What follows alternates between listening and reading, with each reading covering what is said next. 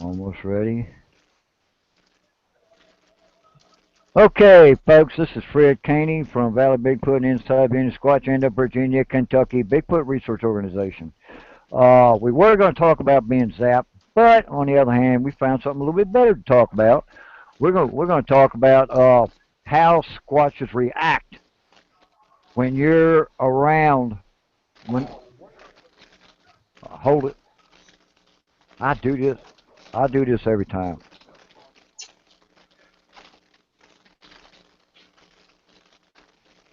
Okay, there we go.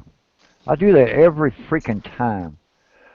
But anyway, how squatches, react around a camp, when you're camping, what do they do? Do you like they throw rocks at you, and stuff like that? Now I can say in my case here in Virginia, you hear them chattering, you hear them walking, you hear them throwing rocks, all sorts of good stuff, stuff like that. Ryan, what do they do in your area when you're out camping in your hot spot? What do they do? We've had a lot of things happen to us. The rock throwing, I think that's just across the board. It seems to happen to everybody. I don't know if they do it to tell you to get out of the area or if they're doing it for your attention and stuff like that. I mean, usually that's what I try to tell people. I'm more on the lines now. I'm actually changing my research a little, like I stated before, as to where I don't want to beat the bush anymore like everybody's done forever. I kind of want to locate these core areas. Once I have that core area, I want to get in there and I want to sit down. I want to just sit there. If it means camp out or whatever I need to do, that's what I'm going to do. I'm just going to stay there, do my thing. I'm not going to go looking for them because eventually they're curious. They're very curious. They're going to come into you. They're going to want to observe you, and the thing is, we think we're learning them. In all retrospect, they're learning us.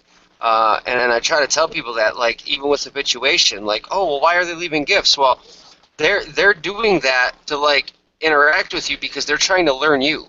It's not because they're wanting you to learn them. So people have to understand these things. But we've had all kinds of stuff happen. I mean, but what I noticed is they always stay low to the ground. And I'm trying to burn this in people's heads time and time again. Like, you even catch it on FLIR footage. Even at nighttime, they still hide behind trees. They still do all these evasive tactics at nighttime. You know what I'm saying? Yeah. They hide behind trees. They go behind brush. They stay low to the ground. I've some of them belly crawl. You can see that in thermal footage. So yeah, they do all kinds of stuff. You'll get tree knocks from different locations.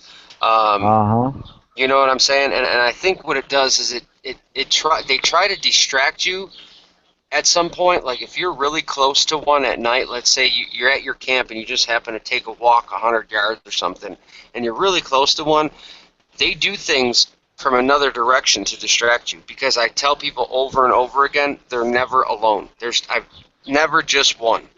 In all my experiences, no matter what, from what I've learned, I highly doubt. If they are, it's probably like that 1% rule. Right. 99% of the time they're with somebody else. Right. I got another. Right. A guy named Jersey asked me, and I've answered this question by a million times, but I'll do it again. But I'm gonna let Connie answer this one. Connie, do you think chatter is their way of communicating, or them mimicking humans when they're around the camp? I think they're communicating with each other. Okay, like tonight, me and you was up there. I think they're communicating with each other, talking back and forth about what we're doing in the camp. That's what I think. Okay. What about you? If you listen to it closely, enough. If you listen. Right. Okay. To me, chattering. They could be talking to themselves. They could be talking to other squatches. But yeah, I've heard chattering quite a few times. And I can't say it is mimicking. Like Paul Halsley, he was outside. He had went outside of his tent one night, and he kept hearing Danny, Danny, Danny. So yeah, I think I think they mimic, but I do think they do pick up words from us, because they're the only critters out there that has vocal cords. Chimpanzees don't have vocal cords. Gorillas don't have vocal cords. They got them for yelling and screaming, but not for talking and everything. That's my opinion. What about you, Ryan? I definitely think they mimic. As a matter of fact, I know they mimic because I've caught it on audio. On one of my SoundCloud bites, I've got one that is actually screaming, which I believe it's a juvenile. But what happens is he's trying to mimic a crow. You can clearly hear the crow, and then what he does is try to mimic it, and then he kind of screws up, or he gets upset, and then he screams. He starts to scream, and you could tell the difference in the two tones, and that's when I understood that it wasn't a crow. So this is what I'm going to form my opinion on, just based on my own research, that when they scream, I think that that's not communication. I believe that is a stressor.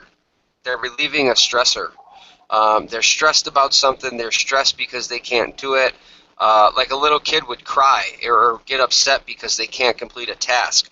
Now, if I was trying to mimic something and I couldn't do it and I started screaming and throw a temper tantrum, I believe that's how they relieve their stressors, is screaming, along with maybe like their triumphs. If they kill an animal or whatever it is, they triumphantly scream. As far as the talking, like I said before, I think they're definitely trying to learn us because Makes a lot of sense. right. They're always close to us. They're always watching us. No matter what you think, that's why they sit in the strategic location, so they can watch 200 or 300 yards off that trail. They see you coming. They know everything you're doing, and by happenstance, you just happen to wander in that area, and you get lucky and get a clip or get them on film or running away or whatever it may be. But they listen to everything, and if they're listening to everything, at some point they're gonna try to say that mimic. They're gonna try to say that phrase or whatever it is. But otherwise, I believe they have their own language, and I've caught that on audio also. I don't know what it is. I have no idea. I mean, it's some type of ancient, whatever it is. Different locations have different sounds. Like in my area, I had the Six Nations Indians and Seneca Indians, as opposed to where you guys maybe had Cherokee Indians. So the dialect could be totally different. It may not even be Indian. The only person that could maybe help with that would be the linguist Scott Nelson. I mean, he has his own Phoenician or Phoenic alphabet that he's coming up with about their language. But they definitely...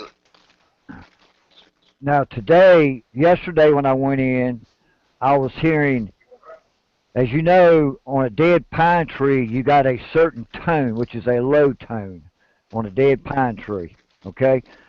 I went in yesterday and I was hearing bunk, and on my right side I heard bunk, and then on my left side I heard bunk, just different areas, but when I went in there today, first thing I heard was a dove. Now, a dove does 5 or 6 whoo, whoo, whoo, like that in the evening times. And usually I don't hear them till at least 4 or 5. I was in there at 2 o'clock, and I heard one when I went in. I heard another one a couple hundred yards down. I was hearing doves all the way down that road, pine thicket road, and it was only doing 2 and 3, whoo, whoo. And that's what I was hearing all the way down. They followed me all the way. They followed me in all the way to that structure thing. And I went into the thicket there, and I walked the thicket. And all of a sudden I started hearing these low-tone pine tree knocks. Clunk, clunk. They were tapping to which way I was going. And they would take and haul ass up front and get in front of me to the left side, right side. Now, when I went out, I stopped at a thicket. I got about 30 yards past it, turned around, and I zoomed in, and I got that whole thicket on video. So I don't know if I'm gonna catch the thing or not. Okay, Hmm. now Dallas Acuff says for the new researchers in the group, please recommend the three things you should look for to determine Bigfoot's in your area. Okay, Connie, what are the three things you Yeah. first? What are the three things you look for when you go in the woods to see if there's a squatch in your area?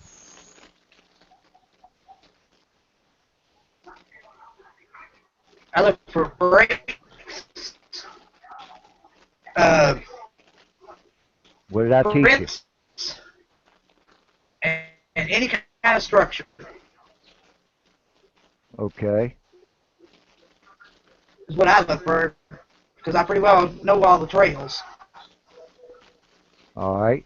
But if I go into a new area, I look for breaks, a trail, and prints. Breaks, trails, and prints. All right, it's good one. All I right, start out by Ryan. looking for a trail and breaks. Okay. All right, what do you look for, Ryan, when you go in? The three main things. Well, let me start by saying this. Before I even go in, if I know there's an area, I will pull it up on a map. And what I want to do is I want to go on that map, find that location, and before I even set foot in the woods, I want to find a nice secluded ridge area. A lot of times I've been finding them on the northeast facing slopes, and I've learned that because that's where I've had most of my encounters. Mm-hmm. What they tend to do is ride the ridges. So what I do is I get in there, I go through everything, I find the dark areas. So now I'm finding ridges, then I'm looking for the dark areas to get into because let's face it, 9 out of 10 times they're not, even in the daytime, if it is daytime, they are out, but they're going to stay where it's a little darker. The foliage is going to be heavier. Certain things like that, you know what I mean? And then I'm going to look for a strategic location. There's three things I'm looking for before I even hit the woods. The ridges, the dark areas, and the strategic location that nobody, humans rarely set foot in. Once I have that little area pinpointed, what I do is exactly what Connie said. I go into that area, I get off trail, and then I'm looking for prints, I'm looking for tree breaks, and I'm looking for structures. Once I find those structures, I move on. I'll take the biggest structure I can find, I'll follow it to the next one. If there happens to be a cluster of big ones, I'm going to go ahead and state this now.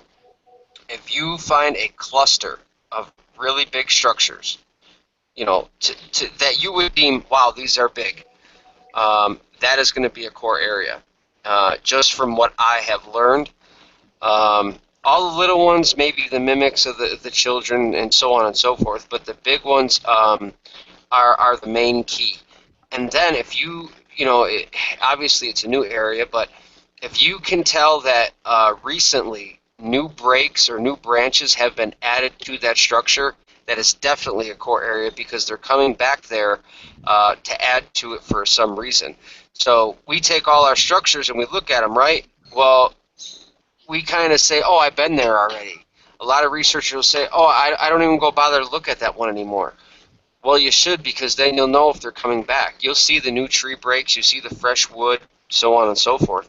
So that's kind of how I lay out my plan before I hit the woods and then while I'm in the woods. You just watching my recent video? No, not at all. Why? Oh, I don't know. I was just curious. Because what you're saying is exactly what I said. Really? Yeah. Man, make that wild. But anyway, when I go into the woods, I look for, all right, in Connie's area, she's got high ridges all the way around us, all the way completely around. All right, your area is flat with high ridges. My area is low land, is flat, and it goes, kind of goes up like this, on one side, going up toward the top of the parkway or to the parkway, So I look for, structures. All right, start beginning. I look for trails. I look for structures. I look for dark, like you say, dark places. And where I've been at today is in pine thickets. The higher up they go, the cooler it gets in them pine thickets.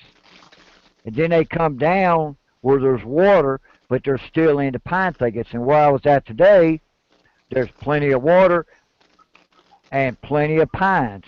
Now there's a lot of down logs, so I know I must have walked by at least 5 or 6 of them today and never knew it.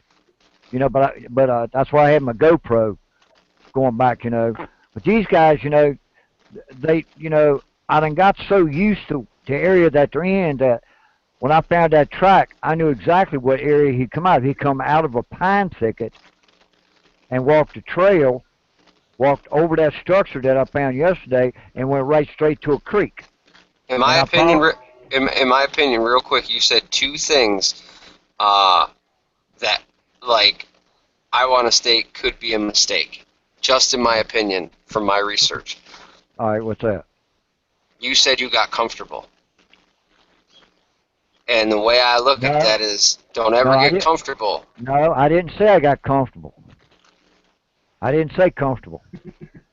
Yes, he did. Said, I know these guys are so, okay, well, no, I didn't. Did I? Don't get comfortable in there, because then you'll miss a ton of stuff. Yeah, you did. No, okay. Well, see, here's the thing. I'm comfortable, but we got him, Connie. Hey, but I never miss a thing. Because that's good. No, that's good. Because on my videos, I'll stop and I'll go from one structure to the other, to look like the one I found yesterday. Yesterday I thought it was a pine tree until I went back today and I looked out and said, wait a minute, that's an oak tree. Small as that tree was, there was no way it could have knocked a hickory tree over. The hickory tree wasn't but that big around, but hickory and locust are the 2 hardest woods we have in Virginia. And this one was broke and twisted and tucked underneath this log. The log wasn't but 15 to 20 foot long, It went from like that to about like that at the end of it. So there's no way that tree could have knocked that over. So it had some help, and right at the end of it, there was some sassafras limbs and a X figure in a kind of a semicircle, and you could tell something small, probably about like that was laying in it because it was flat, and you could see where a little butt was sitting right there in the middle of it. I'm like, well, that could be, I don't know. But it confirmed it. But when I found that track today, it confirmed that that's what it was. All right, let's see here. Why would these structures keep one drop off of rain off your head? Oh, most of the structures that they do is just for like a day bed or like a day bed, keep shade on them, during the day, because they look for more food at nighttime. Can I interject with my opinion on the structures? Okay, go ahead. I believe the huts that we find and the thicker stuff, the really well built stuff like you've seen in the Marble Mountain video. Yeah. That's the type of stuff they're sleeping in. These other structures, I think, are for only 2 reasons. Maybe a hunting blind, where they can kind of like keep it open or whatever, camouflage themselves a little bit better, because usually they're not as elaborate as the sleeping hut or something like that. Right. Well, the ones I found today. Or it's communication, like right, their mapping system. Yeah, because the ones I found today, were just, it was like an X, a small X, and then some limbs laid on the back half of it, where they can, plus it keeps them out of the sun, and it is a good, because I did find quite a few structures today that could have been used for a blind, because they're due to their color, which majority of mine are black. I got a couple brown ones, I got a couple cinnamon ones, but the black ones can sit right up against the tree and have that small little structure just right there behind him, beside him, or in front of him, and he's completely blocked because we don't pay attention. We just, we see something and we keep on going because our mind will not comprehend it. until you stop and look at it real good to make sure. Oh, wait a minute, I didn't notice this before. You know, I've noticed. That's what they've. That's what quite a few of them does today, or what I've seen in my area. Because I got hardwood, I got pine, maples, oaks, and we got pine thickets. You know, like when they come in, they clear cut, they'll plant pines in there. You know, that's why they did a controlled burn to get all the ground brush off, so to give the younger pines time to grow. And it's a good bedding area for whatever creature, whatever animal, you know, or whatever. And plus, it lets them get into the hardwood too without being seen. Right. Now your area, Ryan, is exactly like my pine thicket on the bottom, you know, except it's flat. You can see from almost one end to the other to a point. But you got them little knolls and ridges in there, you know, so they can hide. You know, if there's logs and big of a tree, they can sit there and watch you all day, and you never know they was there. And that's Well, what they're doing here. what I really noticed is that as of late, they're not in the bottoms of the ridges. Let's face it, because that's where you can get seen, and they're not at the tops. Um, if they're at the top, they're going to be skylined unless it's really thick terrain or something like that. But Okay, you've heard of the military crest, right? Which is about 3/4 of the way. think of a buck. What does a buck do during rut season? He lays Exactly. 20 or 30 yards down on the ridge. That way he gets the wind coming up from left to right and over top. So that way, and he's got a clear view of the whole lower area, because a predator will get up high and look down and make sure the sun is at his back. That's Right. a predator and everything. Now, Connie, in your area, Yeah. describe some of the structures that you found today or yesterday that could have been for a day bed or could have been a blind for hunting. What do you think?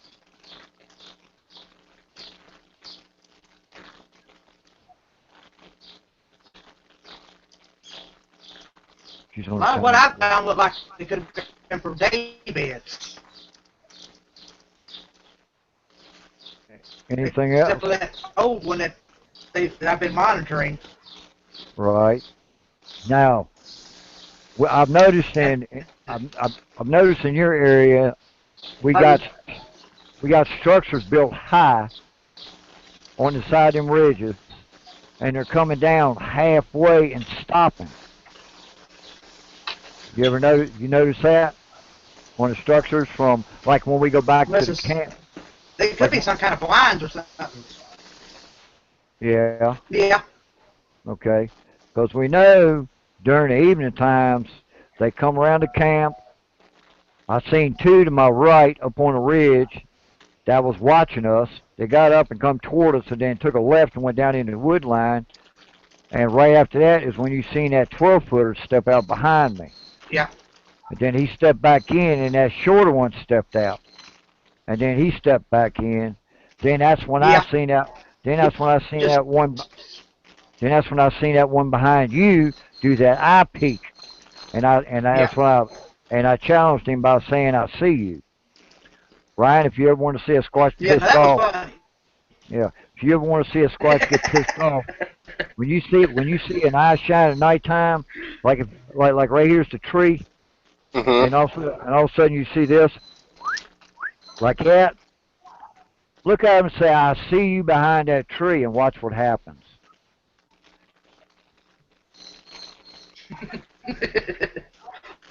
They get Funny that mad. guy though. Yeah, they get mad. They stomp, they growl, they grunt, they raise hell. You can hear everything breaking, and they just give the location away, you know, and they stomp Break off. They don't limbs. care. Yeah. Okay, I got a question here. Fred, what do you think about Tim Peeler's Sasquatch findings, Peace, North Carolina? Do you know him, Ryan? Tim I've Peeler's?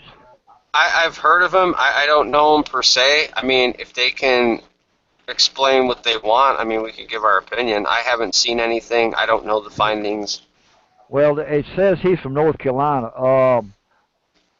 Brown Grayson 29. I've never heard the guy, man, but what are you talking about as far as his findings? I mean, there's like structures, there's tracks, there's hair, there's hiding places, there's birthing areas, there's blinds. What are you talking about? Let us know. What I do want to interject real quick too is I want to ask a few people out there if they're researching at all, or you guys yourselves. All right, go ahead. I'm gonna give me a cup of coffee. Go ahead. Okay. Have you I don't know if you've witnessed, but I actually wanted to ask Fred, and he actually takes off at this time. But Connie,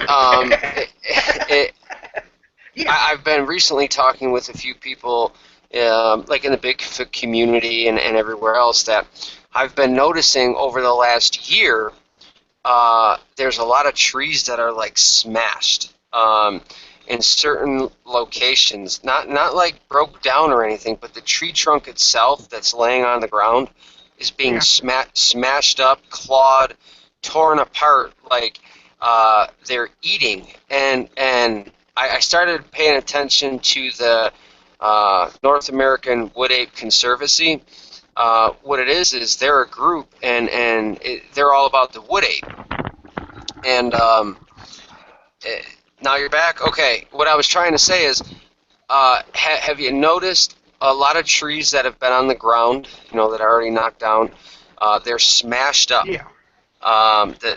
They're like beaten it to a pulp flat, like something crushed them with their feet and dug through it and ate and stuff like that. Well, I've been talking to people in the Bigfoot community and other places, really good research people, and the North American Wood Ape Conservancy, that they're actually like possibly eating the wood, because the last 2 years, and especially this year, I'm finding smashed trees everywhere, like dead trees that are on the ground. They're beaten to a pulp in a certain area, and it's all scratched out, spread apart like a bear would do.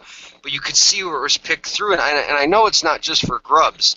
If it would look different if it was for grubs. So something is going on where they're eating the wood or something. And so I started researching that, and I found out that the wood is a good source of sodium. So sodium is salt. So maybe they lack salt in their diet, or something that they crave, and that's why they're eating the actual tree and the tree bark and everything. So when you go into your areas next time, start paying attention to that. If you start finding these smashed logs, actually take a look at them and be like, man, that wasn't a bear. You'll start seeing them. Yeah. Go ahead, Connie. I've seen them a lot around here like that. And Right. a lot of times you can bust them open and with a smash, and you'll find grub worms in them. Yeah, but I figure if they were grub herbs, they could find them in old stumps. I've They been could noticing find. around here too. Yeah, that's funny because I'll actually mention two people that actually spoke about it recently. One was Kelly Shaw, and one person I was talking to was Shane Carpenter. And we've all been noticing it, kind of talking about it quietly because nobody really wanted to come out and say anything about it. But over the last year, that's what I've really been noticing, and it's getting to the point where it's you can't deny it, or you can't not. Explain why too. Some of my neighbors. That could explain too. They could be getting soft that because I know some of my neighbors around here. They got cattle, and their salt blocks has been disappearing out of the fields. See, that makes sense. Salt out of those old logs. All right. Well, let me ask you this. Now, this is not for me. This is because I'm curious about this now. What particular type of trees do you think that they're getting it? Are they getting it out of maples? Are they getting it out of pines? Or are they getting it out of a softwood? It was a tree. I noticed there was a couple cherry trees that were smashed. I noticed maybe like an ash poplar that was that I've seen. I've seen no maples smashed like that and eaten. Just like some hardwoods, some cherry wood trees, Um, a couple of poplar and ashes, but they didn't smash it fully. But I'll actually take some photos next time. If you go through my videos, you might actually see me walk over a few spots, and it almost looks like something, I'll say, oh, something stepped on it and crushed it, but I started paying more attention to that, and I'm like, you know what, it looks like something is sitting there, because I stepped over, and you can see where the ground was cleared, like something was sitting, eating it. And then when I started talking to Shane, and Kelly Shaw brought this out, and now Connie's saying she sees that. So there's some reason I believe they're eating the wood, and I think this needs to get brought out. I was actually going to do a WordPress topic on this and write my blog about it because it's very interesting. And then when I started saying, well, why are they eating the wood? Why do they want the wood? And I started doing research, and it says that it contains high sodium. So for some reason they're lacking high sodium, or they want that sodium. That might help us. I don't know yet because this is all new. So this is kind of like groundbreaking. Okay, so you're saying is particularly like you said, ash wood, which would be birch trees, any kind of soft wood, basically, because the softwoods here, Yeah. because It's the like- the softwoods here in Virginia are the maple, pine, wild cherry, But I white, see white, I've seen no maples. I've seen no maples they've done it to. okay. Like I said, it was mainly like the cherries up here, the cherry trees, some poplar and ash. There might be one that I'm forgetting. I'm trying to run through my mind, but that's my next thing, to actually focus on what trees they're doing it to, so we can learn more about that tree, or take what we know about that tree and say maybe that's why they're doing it. Because if we could start finding out what they lack, I mean, and they really need salt, I mean, maybe that's why the salt licks are disappearing. I don't know. Maybe if it is a great ape or whatever people say it is, that maybe we should look into the salt factor and the sodium and what all that entails, you know. Because they say, another thing I was trying to say earlier when you were talking about water, everybody thinks, you know, you got to have water nearby. In my research area, I make sure there's water within 1 mile. Because 1 mile for them to do is really nothing. We could do that, they could do it, you know. So as long as there's some type of water within 1 mile, that works out. But here's the thing. If you research, like, any type of ape, usually, you know what I mean, from chimps to, what are they, the new billaboos or whatever the new ones were, billy apes. Yeah. They all get their water, like 75% of their water comes from what they eat. It's extracted that way, through the leaves, through everything that they eat. So they don't have to visit. They don't have to visit water as much as, let's say, a deer.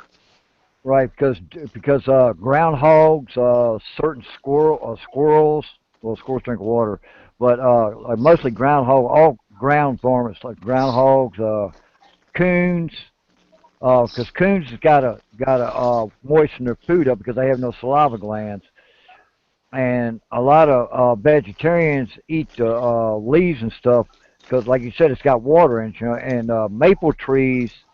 It's got you got elm trees. Elm trees hold gallons of pockets of water. Because when I was doing tree work, I used to do nothing but elm trees, and every time I turn around, I'd hit a gallon pocket of water inside these trees, you know. And we have a lot of elm trees up on the mountains. I've noticed a lot of them's got holes in the trees that where the tree's been ripped open, and you can see where something's been going in it like that, getting water. You know, so yeah, that's another one.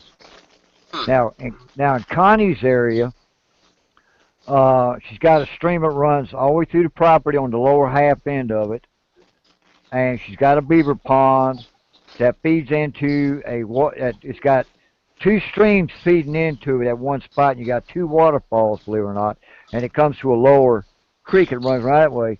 So that right there is a hot spot because it runs all from one end of the property that I found to the other, you know. So that's that way in her area, you know. They have you got the beaver for the meat and for the hide and for the scent glands. There's deer there, you know, and everything, you know. Plus, there's a lot of different wood there, you know. That's true. Actually, several ponds here. Yeah.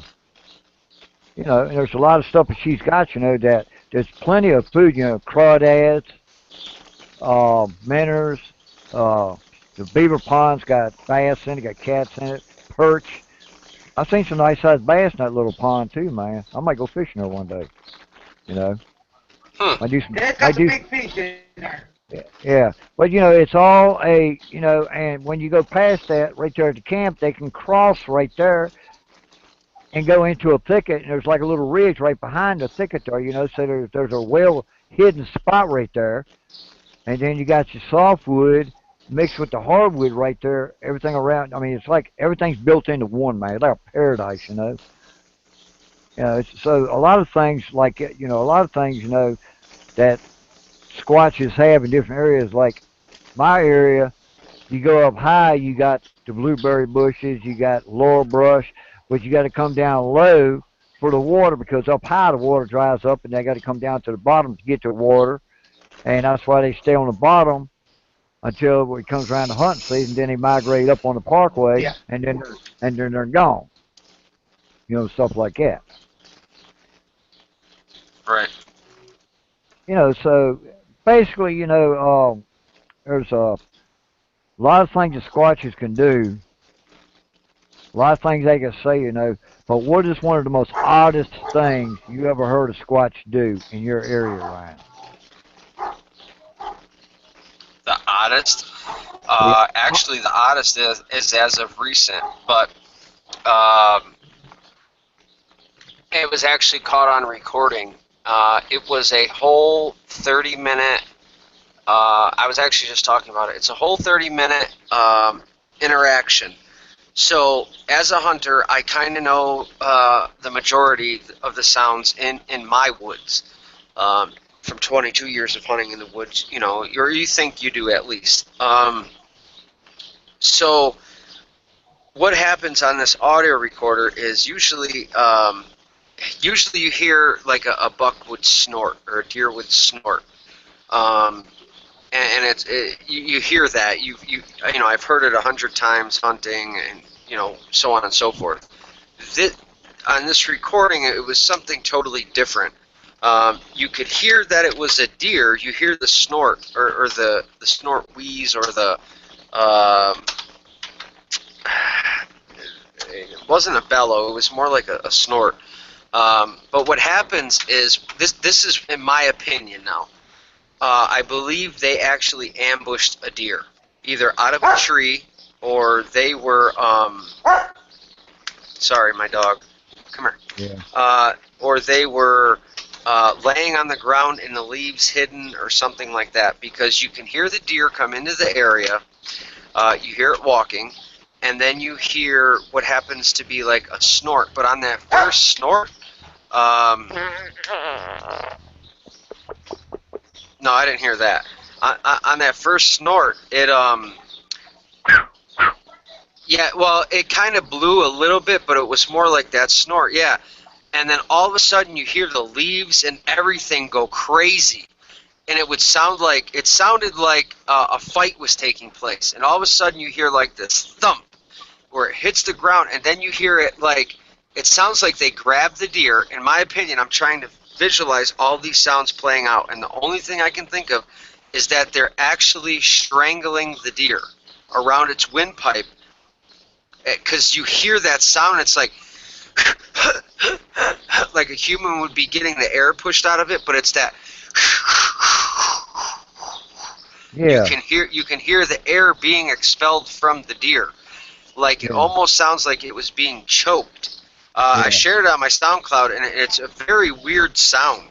And here's how it plays out. So you hear that, you hear what sounds like the leaves go crazy, the deer falls to the ground, and you hear this whole exchange, and it sounds like the air is being crushed in the deer or strangled.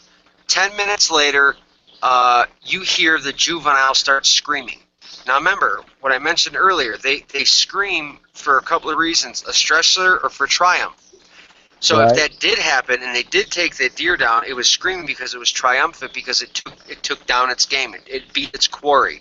Like a human would be if we shot a deer. We're happy, we're all pumped, you know what I mean? So Yeah. that's why it was screaming. It goes on for a little bit, and I don't know if they eat the deer or what happens with this deer or whatever this happens. Almost 10 minutes on the dot, or 8 minutes later, it starts screaming again to the point if it's erratic.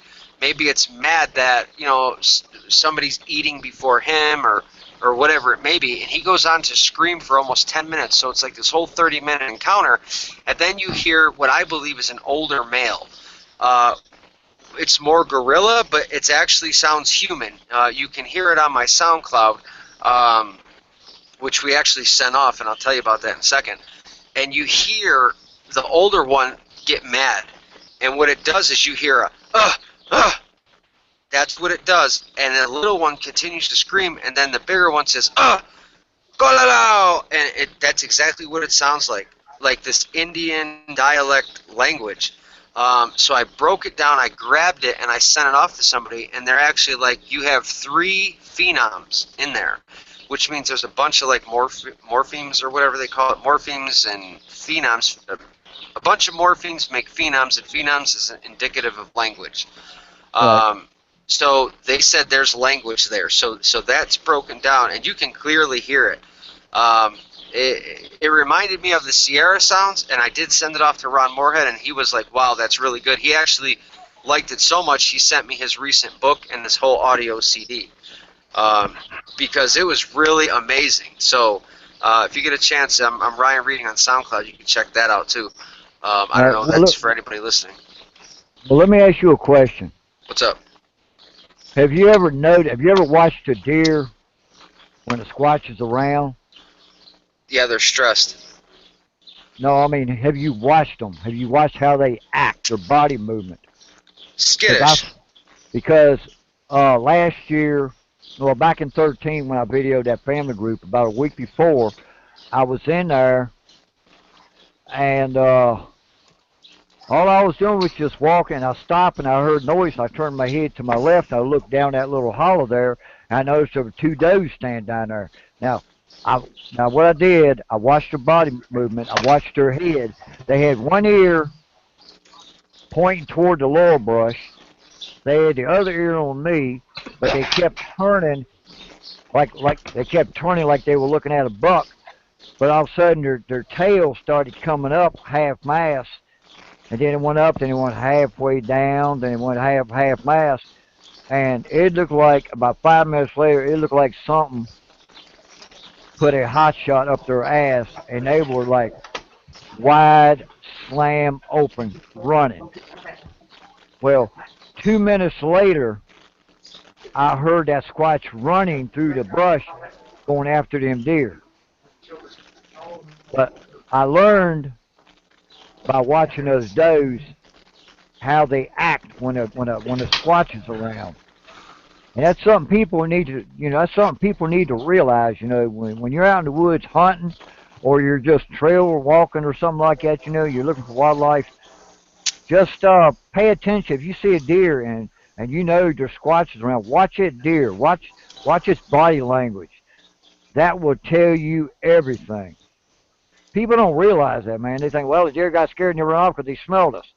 Well, sometimes a buck will blow and then haul ass about 100 miles an hour.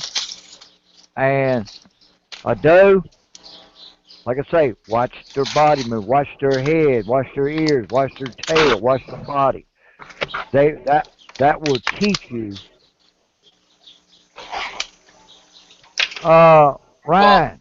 Well, the funniest thing is, hold on one second with that question. The funniest thing is, the reason I said I thought it was a deer is because then after that I found that deer skull laying in their core area, which was really weird. And then the doe that I had constantly been getting on video, I wasn't getting that doe anymore on my trail cameras, but I was getting the fawn still. So it all kind of tied in, and it kind of made sense. Was you getting a bleep, the doe bleat, the fawn bleat, like wah, wah? No, no, I didn't get none of that on trail cam or audio, but I know what that sounds like. Yeah.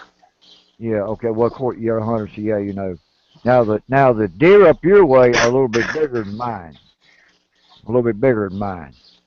I don't know why, but all you Yankees come down here to Virginia to get our big bucks, you know. But Hey, I don't know, you know. take a look at my wall, brother. I got some big ones on there from New York. Well, all I got is the racks, and I got some big racks. I will tell you this. Me and Daniel was at my camp one weekend, and I got up at 3:30 in the morning to stoke the fire, and I was sitting there, and all of a sudden I heard a tree being pushed over because my thing is like this: it's 3 o'clock in the morning. There's no wind. There's no movement. All of a sudden I heard a tree fall. I turned around and says, I'll be up there in the morning. Well, I went back to bed. Got up the next morning at 7 o'clock. I bebopped on up top of the hill where I found that log at. Well, right there at the base of that log, at the root system, was a perfect 10-point rack with the skull on it. Wow. Perfect. Now, here's the thing about it. The horns still had fresh hair and blood and meat around the base of the horns, but the rest of it was stripped clean and everything. That Huh. was the weird part about it, you know, because coyotes didn't do it, bears didn't do it. Whatever did this had hands, and they cleaned that thing cleaner than a whistle, and never broke a bone doing it. And I got it sitting on my shed right now. Now, Connie, in your area, how does the deer act when squatches are around? Yeah. How do the deer act when squatches are around in your Actually, I area? don't see them around. You don't? Actually, one time I've known to act funny is when, back in the fall, I know they didn't see me or smell me or hear me. I was watching two does, and all of a sudden they just took off. Did you Even watch if they was the nice and calm, just picking around on the ground, and then all of a sudden they just took off like a streak of lightning. did you watch the body movement? Did you watch which way they were looking? Did you watch their tail and their ears and how they were acting? Yeah, Did it was kind of propping the ears backwards behind them, and whatever scared them was coming up from behind. They Yep, had their ears turned backwards. yep. That's what they do. Now, what other animals do y'all know about that act particularly the same as a deer when it comes to a squatch being in the area? All right. Number one, everything goes quiet. Number two, Mm-hmm. all the squirrels that are barking stop barking. Now, if you want to get a squirrel barking, if you're out there squirrel hunting, you want to get him barking, you take a small tree and you can actually use a washer. Take a small piece of pipe about big as your finger and put two little washers, one on each end of it, and take that little tree and bend it down and start raking them leaves real hard and then start blowing through that little weezer. And what that does, it sounds like a hawk attacking a baby squirrel, and it will give their location away, and they'll start barking. Now, when a squatch rolls into an area, how does the squirrel act? Do you know that question, Ryan? I don't know if I've ever really seen squirrels around. Do you squirrel hunt?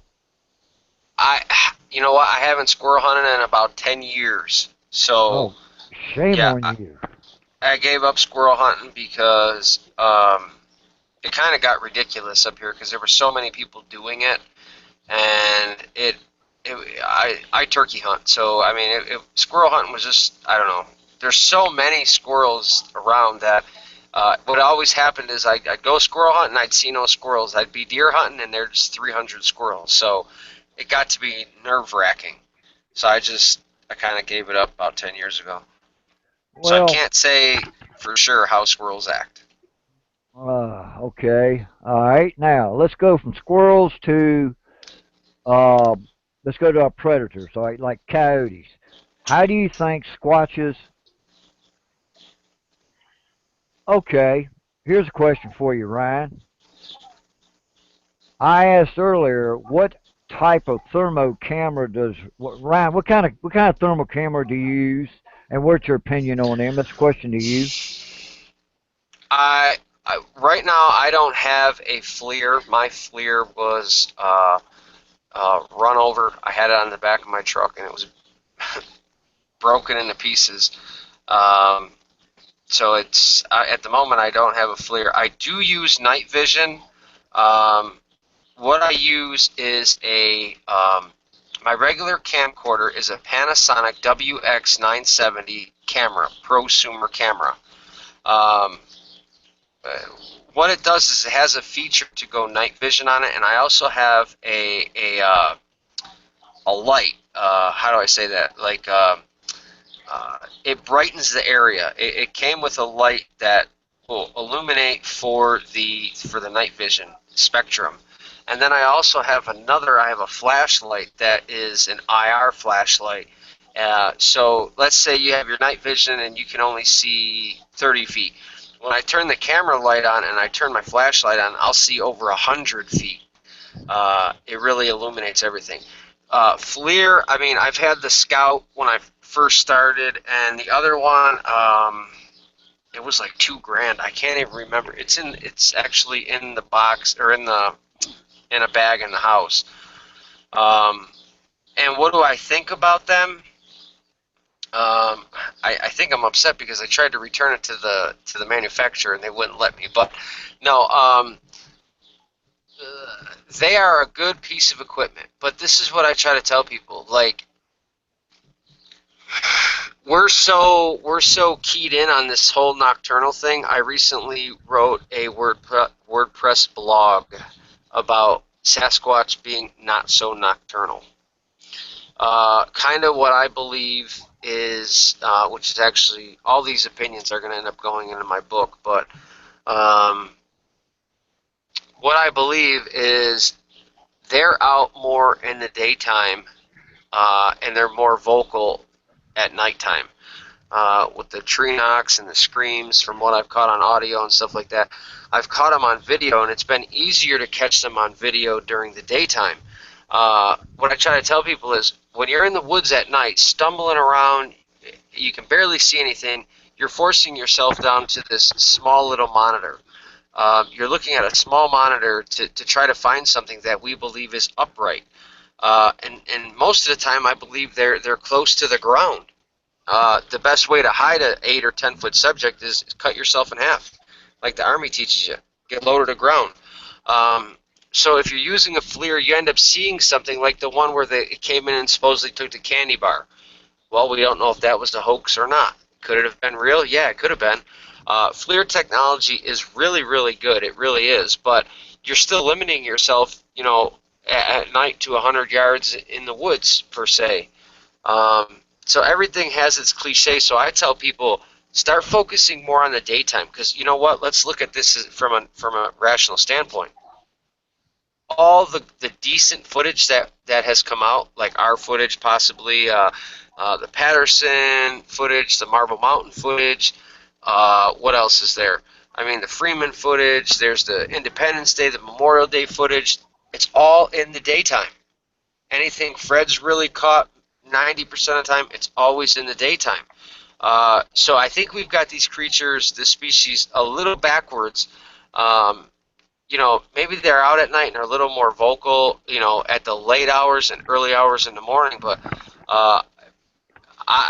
maybe they could cross roads at night when it's darker, so they can stay hidden, but for the most part, I think the daytime is not all day, but let's say, the early dawn hours like deer and your late dusk hours, your 5, 6, 7, 8, 9 o'clock times are key. That 5 to 9 is like some of the best times to be in the woods where they're up and moving, I believe. Well, in my area, I've noticed after 11 o'clock and before 5 o'clock, because I've had them come up around my tent around 4:30 in the morning. You know, but the difference between your squatches in your area and the squatches in my area, mine are not very vocal at night. I've had audio all over that mountain, and I have yet to catch a yell. I got one yell, and that was back in 13. I was in the lowland where I videoed the family group, and I left it out there one night. And I got a yell, but that was the only yell I heard. And up on the mountain, over camp, I have yet to hear yelling. What I do hear is tree knocks. That's Right. something I do, but they're not very vocal in my area for some reason. Now at nighttime, they'll come up and they'll come within 20 yards of the camp in the brush, and you can hear them chattering. That's about the only time you ever hear vocal. That's the only time you hear vocal. Otherwise than that, they're quiet as a mouse, unless they start making sounds, like bird sound stuff. And I've learned, like today, they were doing dove sounds, but they were screwing it up, and I knew it was them, and I knew exactly where they was at. As soon as I made that turn to go that straight path to go straight into the back of the orchard, they was right there to my left. There was a pine thicket, and about 300 yards, no, 500 yards on the other side of the pine thicket is a dirt road that goes up to Mill Creek Reservoir. So between that area, right between the dirt road and where I'm at, is nothing but thick pine thickets. And that's what they were in. They was in there about 20, 30 yards watching me and following me as I was walking. And they was hitting them pine trees and had that low thump, thump, thump like that. Plus they were doing dove sounds, and they were screwing that up really bad. And yesterday when I was walking out, I got that smell of vanilla and peanut butter smell. I mean, it hit me for about a minute, and it just snapped in my head. Wait a minute, that's squatches. I had that smell from last year, and everything. So Right. when Bill and Biff get here, when Rick and Biff get here, I'm gonna send Rick and the camera crew. I'm gonna send their asses in the back part of Kennedy Fields, and I'm gonna take Biff up to the apple orchard with no cameras, nobody, just me and him, and I'm gonna take him into that area. And then Sounds like when a we come plan. back, yeah, and when we come back out, if he wants Rick to go in, I will take him in and everything. But I want to take Biff in first because Biff has been asking me questions about squatches pertaining to his area and everything. So I want to take him into my area, my hottest area, in the daytime and everything, and let Right. him see what I'm doing and everything. So it'll be pretty interesting, and you need to do the same thing.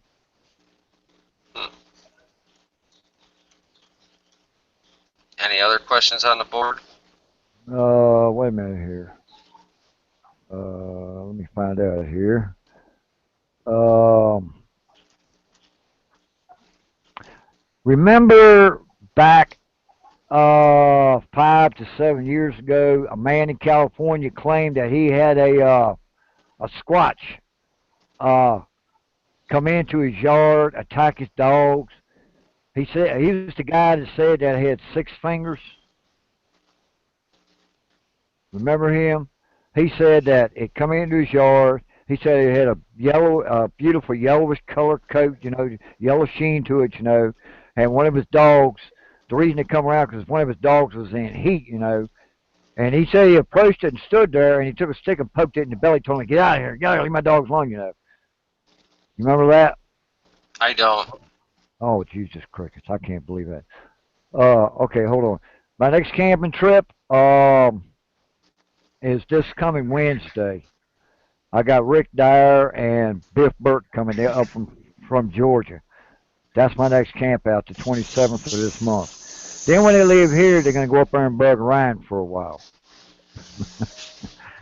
And Yeah, yes, if I, we're gonna be on TV. Big deal. yeah, I don't really care about that too much. Like I said, I do my research. I do what I do. TV's cool. I'd rather have some type of show myself, feeding Bigfoot or something. I don't know, just something. A lot of people don't spend a lot of money. I've done so many different things.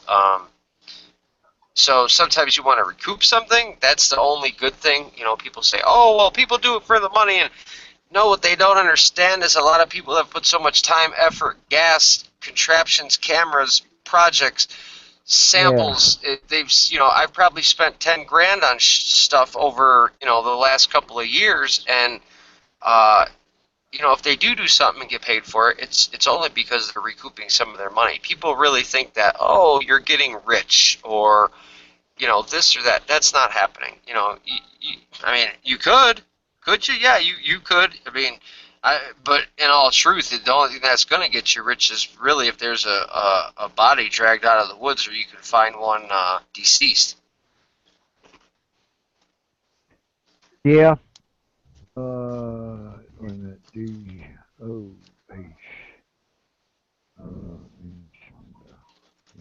Virginia. Well, people ask me, am I worried about money?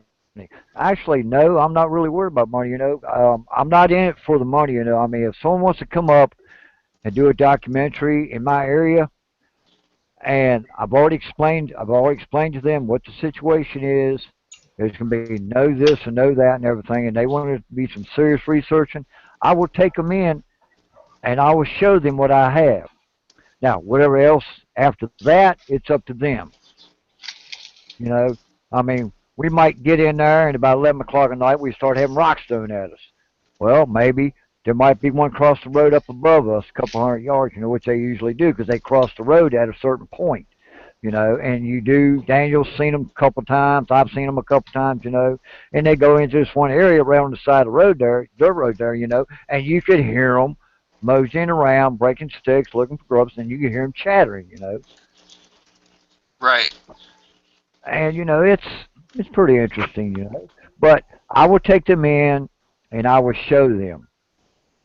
Now, like I said, the rest is up to them. If we don't see nothing, oh well, it ain't my fault. Because I tell people, I can't tell them when to come around. They come around when they damn well please when to come around. I mean, I could go up there right now and camp out, and I might not hear nothing out of them for about a week. Then all of a sudden one night, bam, they're everywhere. Because they do travel different areas to feed, and they do have different areas that they stay in for a particular amount of time, and they just go, like in my area, I'm off the Blue Ridge Parkway.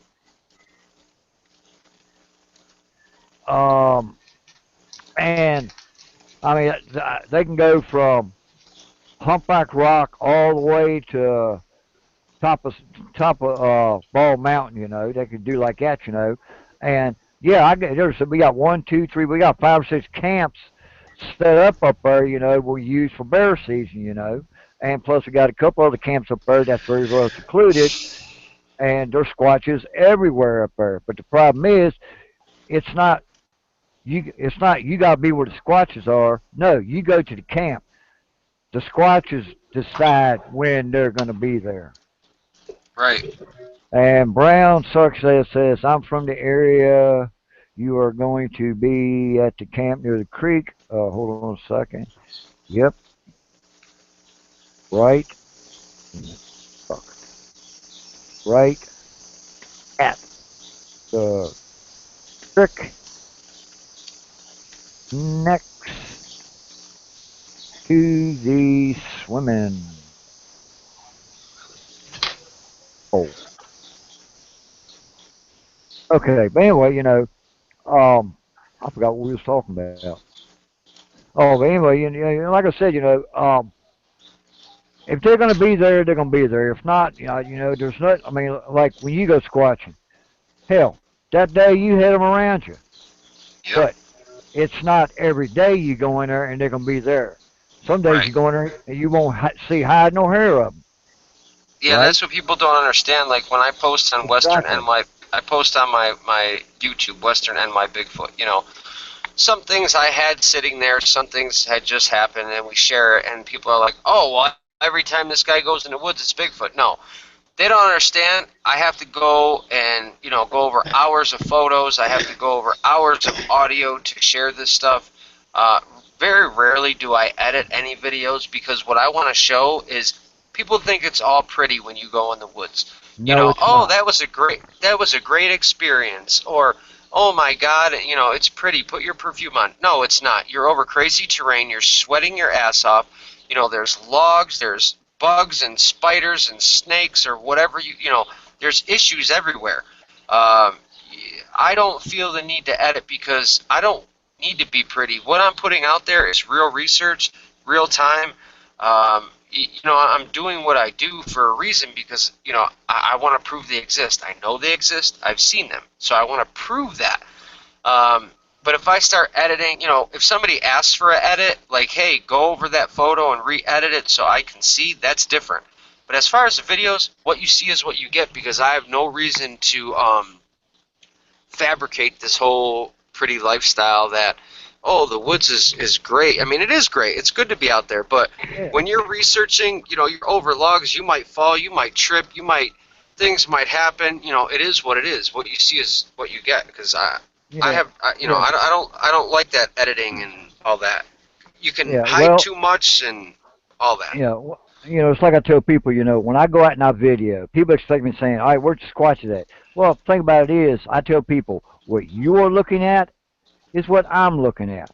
I don't edit my videos. I take them straight off the camera and put them on my YouTube or put them on wherever I'm going to put them at. That's it. I don't edit my stuff. Don't need to, you know, because, I mean, if I edit it, I mean, I could edit it to put a Squatch in every damn video. I could put a Squatch behind every damn tree if I wanted to. I'm not like that. I get home, I get on this computer, and the first thing I do is download everything, and then Right. I'll share it to my to our links. You know, like my Valley Bigfoot, Inside Virginia Squatch, uh, our link, Virginia, Kentucky Bigfoot, you know, and all this shit, you know, and I'll share it to other groups too, you know, and she'll do the same thing, you know. But what I put on my on, but what I when I get home, I download it on the computer. So what you're looking at is what I'm looking at, and that's the bottom line, you know, because you can't do no more than that, Right. and people just don't understand that. But you know, the fun part is, you know, yeah, it is fun going out. You know, like I went out today, and I went out yesterday. I found that structure. I went back out today because I had to go. I had to try to do a recreation of what I got yesterday. And from what I seen, there was a Squatch in that area, looking at me, peeping around the tree. Now I went back and I cautiously went around that little structure area, and that's where I found the 10-inch track. Perfect track. You can see the toes and perfect. I mean, you could see where when he stepped down, it was his right foot. When he stepped down, you could see where his foot kicked the dirt, you know, kicked the sand up. Right there where the ball of his foot is, you can see where a little dirt's been kicked up when he took a step. And I knew exactly what area he'd come out of because I stood right there at the front of his track and I looked and you could see a trail going right back to the pines. The last time I seen a Squatch back in the pines, I was turkey hunting, and I didn't feel like it was raining. I did not feel like getting the camera wet, and I saw about 45 yards away, I saw two of them on their belly crawling behind these logs. You could see it. You could see about that much of them belly crawling behind the logs, you know, and they were ice cold black. But Huh. but a lot of people say, why didn't you go after them? Why didn't you go chase them? My theory is, number one, you do not go after a Squatch. If you do, you're going to scare him. He's going to leave the area, and that'll be the end of it. And besides, you don't know what's going to happen. You do not approach, like, good example. When I made the video on the hill, everybody ragged me for a month. Why didn't you go toward him? I said, would you approach a wild animal? Would you approach a bear with cubs? No. Same difference. You do not approach a Squatch, no matter what. To keep them in the area, all you do is acknowledge that, hey, you're there. I see you over there. Speak to them. That's what I do. I'll say, hey, I see you over there. Right. And then you get up and you go the opposite direction. You acknowledge that they're there and you go on. That way, it builds their trust up. It builds their trust up to get more brave and brave and brave. And the more you do that, the closer they get. People don't realize that. You talk to them, you say, "All right, I see you over there," but you automatically turn around and you start walking away in another direction, and they're like, "Wait a minute, why is he doing that? We got to see what Right. he's up to," And that's what I try to tell people, If you do that, that builds their trust up to get closer and closer. Like last year, I put 2 cinnamon buns up on a tree in a pine thicket, and I went down to the bottom of the hill, and I sat there for 30 minutes. I said, "Here, y'all have these. I'll be back in a little while to see what y'all done, and everything." And the whole time I was sitting on a log with my back toward the cinnamon buns, I was hearing tree breaks. I was hearing mumbling. I was having rocks thrown at me. They tried to get me to get off that log and go toward that sound so they can get by me to go up the ridge and then go to the cinnamon buns. But I didn't move. I said, "I hear you, but I'm not going to move." About 10 minutes later, you could hear them coming up right in front of me about 30 feet, going up top of the ridge. When you got to the top of it, you could hear them chattering. I said, "Okay, they're up top of the ridge." I waited another 15 minutes, and they went over to the cinnamon buns, and let's say about 40 minutes, went by. So I got up and said, "Well, time to get up there." And I turned, I walked back up over the top of the ridge. When I got up there, there were 2 buns that went from like this to like that. And right on the ground, there were 2 little structures. There was a little square that they made out of sticks, and they put an X in it. And right below it, they made like a little cup, and they put a pine cone in it. Well, I sat there, and I'm sitting there I zoom out. I'm looking at one back in the background. And as I'm starting to pan, I'm kind of zooming in, and right in front of me, you get one, all of a sudden you see it's a tree, and all of a sudden you see one melting back behind the tree. Then when I get right over at my 930, I overzoom, and there's one, when I went to my left, he stepped out to the right, and I got him, but I overzoomed on him. So they was within 5 to 6 feet of me, and I never knew it. All right, let's see what this one Sickapoo says. If people were calling me crazy for something I've seen and could get $1 million for pictures, would stay in the woods until I got proof. Yuck, everything else. Well, pictures aren't proof. There's pictures, there's videos, there's stuff all over the internet. Proof, the only proof you're going to get is if you have that DNA that can link somewhere something, and actually the DNA we kind of have already, but you see what happened to Melba Ketchum because she presented it in a incorrect fashion. You have to be accepted by the scientific community to be able to do that. So proof, honestly, the only way is if you find a deceased one or somebody drags one out. If you think it's for money, if for $1 million, you got to understand, if somebody has a Sasquatch body, it's going to be worth well more than $1 million. I would suggest the base minimum would be 10 million, upwards of 100 million. Or maybe even $200 million if somebody was in this for the money. Because you have to remember, regardless if it's a relic hominid, a hybrid hominid, it's something that's living alongside of us and has for hundreds of, even thousands of years. So to prove that and end all this that everybody does on a daily basis because we love it, it would be exhilarating, and a lot of people could say, "See, I told you I was right." But the scientific field, the government, everybody, you're talking anywhere between $10 million and who knows, $200 million. $1 million would be nothing.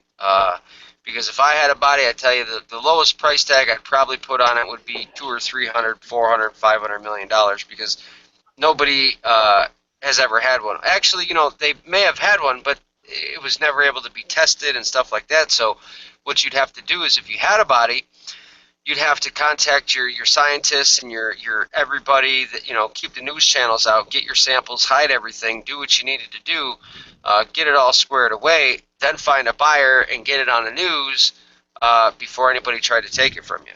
So it would have to be like a whole effort. Okay, got a question here for Connie.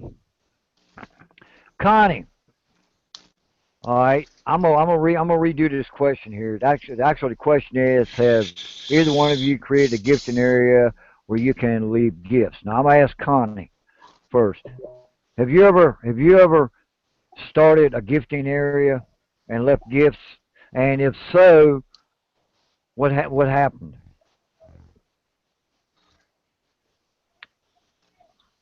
I've only left gifts a couple of times, and that was in two different spots. The first time, I tried the peanut butter, and I had tied a bandana around the tree to mark where I left it. And I went on around the trail. About an hour later, I came back. Peanut butter was still there, wasn't even touched. The bandana was gone, and they left me a big buzzard feather. And then the second time I left them something was in a different area. Was not far from the house here. I left a small beanbag-like teddy bear out. It took them about a week or so before they took the teddy bear, but they eventually took the teddy bear. And they never did leave nothing, but I've only done it twice, so because I really don't want to do it too much, because I'm afraid if I do, they'll get used to it, and if I stop, they may get dangerous. All right, explain that You gotta part. stop thinking they're like a wild animal. Oh, okay, that sounds good. Okay, now, It's Ryan, question to you. You Have you ever created a gifting area and left gifts, and what happened? Oh yeah, I'm currently doing one right now. What I do is I found out I was using a steel kettle, and I would put food in it, and I'd put a lid on it. And what I was doing is, in hopes they would come take the food, and we would gain respect with them and could learn more about them. I learned obviously they don't like game cams, but what was happening is I said, well, how am I going to distinguish if a Sasquatch takes it or if it's a scavenger? So what I started doing is I would put a lid on it, and then I would line the lid with marbles. And my rational thinking was, you know, if a scavenger comes along, they're going to knock it over. Everything's going to be scattered everywhere. They're going to take all the food, and they're going to leave the 10, 7, 8, 9 marbles alone, and they're just going to be scattered on the ground. You know what I mean? They don't have a use for marbles, and they're not going to be taken. They're worried about the food. They scavenge, and that's what they're there for. And if Sasquatch were to come, they would most likely take the marbles off the lid. So what was happening is the marbles started disappearing. There were times that the marbles were scattered all over the ground, and I knew it was, you know, coons or whatever it was because the marbles were left. So I've tried all kinds of stuff. The best luck that I've ever had in my life was with a cotton candy ball. You know how you eat the Cheetos and the orange round balls? They had a special at a supermarket store, and they came in this big, huge, I don't know, 5-gallon or 3-gallon bin. They were these Yeah. little balls, and they were flavored cotton candy. They were blue. They went ballistic over these cotton candy balls. I could hang them on trees. I could put them anywhere, and they would take them. They would get them.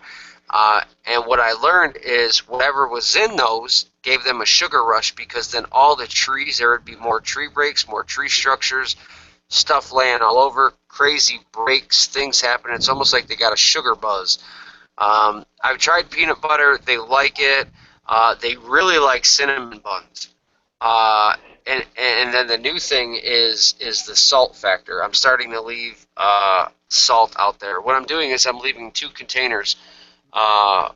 One like a regular salt shaker, and then actual like a baggie of salt to see what happens. All right. But what happened Have is you ever thought? they stopped liking you- the kettle. They stole my one kettle. They actually took it. They took it from the location. It was hidden. It was under a tree stump. They took the kettle, they took the lid, they took the marbles, they left the cinnamon wrap around the ground and stole my whole kettle. So I knew Okay. that they didn't like the kettle, so we went to, it was crazy. So we went and we started using a basket, which is weaved, which might play into Native American tradition, like, hey, this is a weaved basket. So All right. that's what we use, and they're more kosher with it. Okay. Now, um, here's a question to me, and I can answer this question right off the bat. Would you consider making gifting area where you research and leaving some weed or something of the sort? Yes, I've tried that, and no, it don't work. Yeah, they like shiny stuff. Um, I've done peanut butter and I've done cinnamon rolls. I found out in my first area that I had 2 jars, smooth and crunchy. And I would take it, and I'd go, and all you do is go to a Dollar General store, and you can buy the plastic jars for like 50 cents a piece. And you take a stick about 2 foot high, and you punch a hole in the bottom of your jar and stick the peanut butter on it. You open it up, pull the wrapper out, everything off. You put the lid back on and tighten it. Now, I did that for 6 weeks or more. Every time I come back, the jars would be gone, but the lids will be laying next to each stick, and the end of the stick would be licked clean. Well, about 4 months later, I found those jars. Was behind a big pine tree, and they had them stacked in a row of four. There was like 20, about 30 some jars that they had licked clean. Looked like you put it in the dishwasher and washed it. That's how clean it was. So they like peanut butter to a point. They like cinnamon buns, but I've left shiny stuff. They wasn't too tickled on that. But I know they like sweets. And the peanut butter I used was 100% natural. No sugar, just pure peanuts, crushed up. So I know they like that. But like Ryan said, anything that's sweet and it gives them a rush, that's what they like. So it's really kind of different. But every Squatch in different areas like different things. Like Ryan used a pot, a kettle, and a pot. Well, they got rid of that. They hid everything because they wanted that for a personal property. Then he come out and used a wicker, and what I seen was a bunch of coons going from behind the tree out to that basket and back to that tree again. While one stayed up to the camera and messed with it, the other one was going back and forth. Did you notice that, Ryan? Yep. I noticed that too because I could say when there's two coons there, you got one messing with the camera and the other one's going between the basket and back to that tree, back and Like forth. it was almost Back. like it was taking the stuff to the Sasquatch, and I said that in the video. Yeah, yeah, because I cleared it up.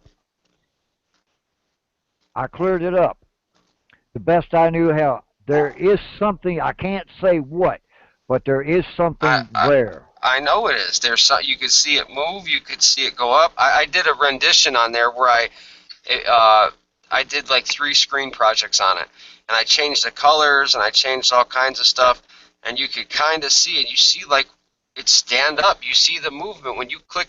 In the one video, I click forward and I click backward and I click forward, and you could see it stand up. Where people are like, well, it might be a tree or a cobweb, or they give you all this negative ridicule. And actually, this is a good subject because I'm putting this in my book, How to Beat the Ridicule. That doesn't faze me anymore. I know what I know, and I know what's there. And for every bad person out there, remember, guys, there will be 20 good ones, telling you good things. Yep. Peanut butter smells like coon. Now, who the hell said that? Nincompoop. No, peanut butter does not smell like coon. Now, I'll tell you what. I've smelled juveniles. They smell like peanut butter and vanilla. But here's the thing. The only thing that smells like peanut butter and vanilla in a four-legged critter is a beaver. Their scent gland smells like peanut butter. Now, here's the thing. We don't have no beavers around here no more. We got an upper and a lower lake at Sharanda. You should see it in a couple of funny shit. But you never, you never, you never see them. You know, of course, they're not here, we don't have them no more. And I do know that the vanilla, the glands, the scent glands on a beaver, squatches rub on the juveniles to keep the flies off of Right. them. Or here's my other thought now. Or I'm not really sure on this part. This is just off the top of my head. When they get nervous or get mad, it's like a gorilla. Their scent gland is a gorilla. Their scent gland is underneath their armpit, and they let off a particular odor. Maybe Hmm. that's what the squatchers are doing when you surprise them and they get nervous. They let off that scent gland. That's the other thought I Possibly. had. You know, and but it's just a thought. I can't prove it. I don't know. That's my theory and everything. Now, Connie, yoo-hoo, Connie, Yeah, have you ever smelt I'm peanut here. butter? Have you ever smelled peanut butter or vanilla in your area while you was out squatching? I smelled peanut butter yesterday. I did yesterday for the first time. Now I I smelled know. peanut butter. Can you hear me? Yeah, I can hear you. They I can tell you, I smell a lot of urine. Okay, yeah, I smelled peanut butter for the first time yesterday. which way was it coming from? Was it coming from the top of a ridge coming down to? Because I noticed the wind comes right to left and comes down the ridge. Did you smell that? Now, I know it was coming from my left at the time when I smelled it. okay, cool. All right, now Ryan, Hey, you said you smelled a lot of urine. Now, the urine that I smell would burn your eyes, your nose, and your throat. Have you ever yeah, smelled that before? yeah. What they did to me is I put up a couple trail cams and then I blatantly put one up so they could see it. What they did is they stuck a stick right next to it, a little twig, and they Keep bent the stick and they stuck it in the zip tie of the camera. keep talking. Maybe. Keep talking. I'm gonna go get a cup of coffee. Okay, and they stuck it in the zip tie of the camera, so it was hanging there, kind of like a marker, so people could see, or they could see that the trail camera was there. Uh, then what had happened is there was a huge sugar maple behind it. It might have been a silver, but I think it was sugar maple. And right at the base of it, there was a bunch of scat with berries and stuff, but it was gigantically huge. I mean, the size of a baseball. Usually bear scat isn't even that big. And right near there was this really strong urine, like it was a ton of urine. Like, oh my God, like you dumped a whole Poland Spring bottle of urine out. That's how much urine it smelled like, one of the big squirt bottles, yeah. Overpowering. I called my team over and they were like, wow, Yeah. we smell it too. What happened is the next time when we came back out, that's when we noticed the stick was on the camera, and then they stuck a bigger stick right against the tree where they urinated. But the weird thing is the urine was kind of like on the tree also. Almost like they squatted, put their back to the tree, urinated, defecated, or whatever. So it was really strong. Like it almost seemed like it would be a female urinating and defecating with the back against a tree. Actually, now that I think about that, I should go back to that tree and look in the bark and see if there's any hair samples.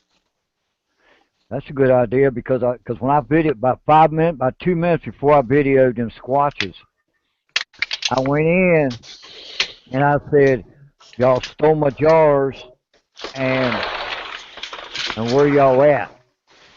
Right. Uh, and Paul Halsley picked up two infrasounds. He picked up "uh-huh" and "we are here" in English. But 2 minutes, but right when I hit that area, the urine smell was so freaking strong that it burned my eyes, my throat, and my nose. I couldn't even hardly breathe. And then 2 minutes later, when I walked across the creek, I looked to my kind of about 1 o'clock, and I seen 6 of them coming through the woods. And right when I'm hunting, I got a gun with me and everything. They kept on walking, but when I took and grabbed my camera, they dropped like a ton of bricks, and I got 3 of them around the tree. But the urine was so freaking strong that I could not stand it. Yeah, it's kind of like that. Woo, oh my God! Like I gotta move. Exactly.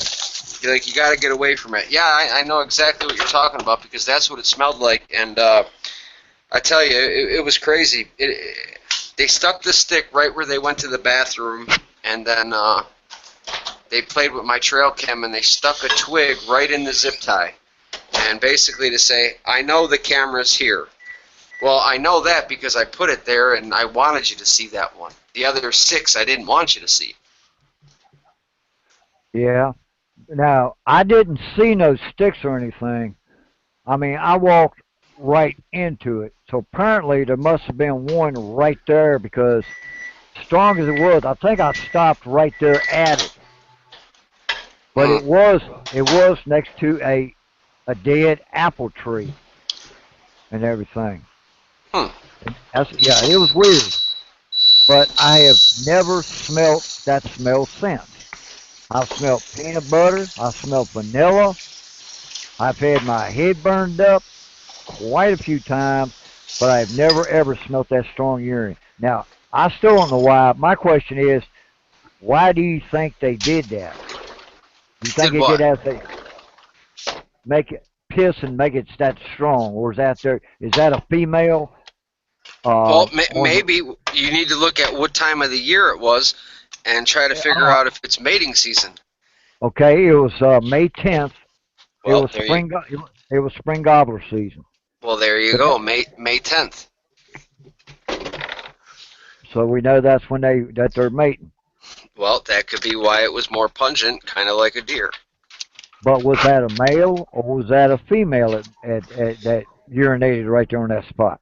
I'm gonna tell you based on mine, the recent one. I think it was a female just by the way that it was defecated, and there was so much urine. I don't think a male would expel all that. It seemed like she leaned against the tree, put her back to it, defecated, urined, and it was like, I mean, like a whole 20-ounce bottle of. That's how strong it was. You know how much it would take to be that. You know what I mean? Yeah. It was like a lot. The whole ground was. I mean, even the scat itself still had mucus in it. You could see like the berries and everything, but it was like the size of a baseball. So to try to determine if it's a male or female, I don't know, but I got a whole theory about the male-female thing. If you don't mind, I'll say it. Now go ahead, man. If you think about this, 90% of the time, every sighting you see or hear about on the road, whatever, except from researchers, every sighting you see or hear about is, oh my God, I seen this gigantic, huge, hairy thing, 9, 8, 10 feet tall. It was massive. It was huge. Well, we relate that as researchers to being a male because we know the males are bigger, right? So that means 90% of the time the males are moving. You don't hear, oh my God, I seen a woman with breasts except Patty, but they were way off, or a Sasquatch with breasts because, you know, unless it was Patty, but Patty was way off in the woods, 2 miles, 5, 10 miles from civilization, whatever it was.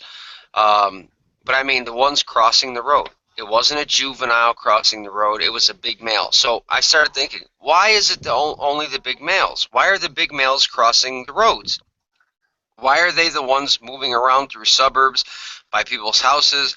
What is going on? Well, I finally talked to a guy in the Pine Barrens who's doing some research, and he said, hey, man, I don't understand what's going on. Can you help me out? Every year I've got a new male in my area, and a light bulb went off. Right then and there, the light bulb clicked. And I said to myself, the reason We're seeing the males crossing the roads and always seeing huge Sasquatch in the fields and crossing roads. There's always the male. It's because they're moving from location to location for mating purposes. They're not staying amongst their own clan, because if they did, there'd be so many deformations that the species would kill itself off. So while the females and the juveniles stick together, because what have we seen before? Females carrying juveniles. They stick together. So while they stay in their core areas and stick together, the males are the ones moving like bucks do about to find new mates. Doesn't that make a lot of sense? Yeah, because Connie found that big massive track in her area, and I've been finding a lot of extra breaks, around the area, that I know that wasn't made by these what I got around here, because I know how they do the structures around here and everything. All right, now Ryan, I got a question for you. Did you ever get any photos with the other trail cams that they didn't notice? Yeah, one of them was the one me and Fred were just talking about, that he highlighted that you could see something in it. What I was doing is on the ridge, instead of putting the cameras toward the top and the bottom of the ridge, like let's say north and south, I'm putting them low to the ground east to west and hiding them. So as they come into the area, they gotta like dodge all these cameras like a how do I say it? Like a gauntlet. So yeah, I did get a couple of photos. One is of that white subject. You could check it out on Western NY Bigfoot on YouTube.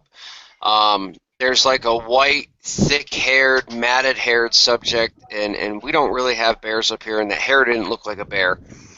In that same video, I show something with brown hair that is blatantly like looking at the camera, which looks like a Neanderthal face. Yeah. You can see it. You can see the eye structure, the jawbone. You can see the reddish hair. What happens is if you put the camera up the way they're coming from, they're going to see it. If you put the cameras facing the opposite direction on the other side of the tree, they virtually have to walk past the camera before they see that it's there, because the tree was blocking it. Right. So you might get lucky in that retrospect. But yeah, those were some of the pictures that I've caught. I've actually caught 3. The one that looked like it was standing up, the one with white hair that I believe is one, because it's just the way the hair structure is. I don't know any animal that has that hair structure, and the blatant one that is looking at the camera. That was about 2 weeks ago.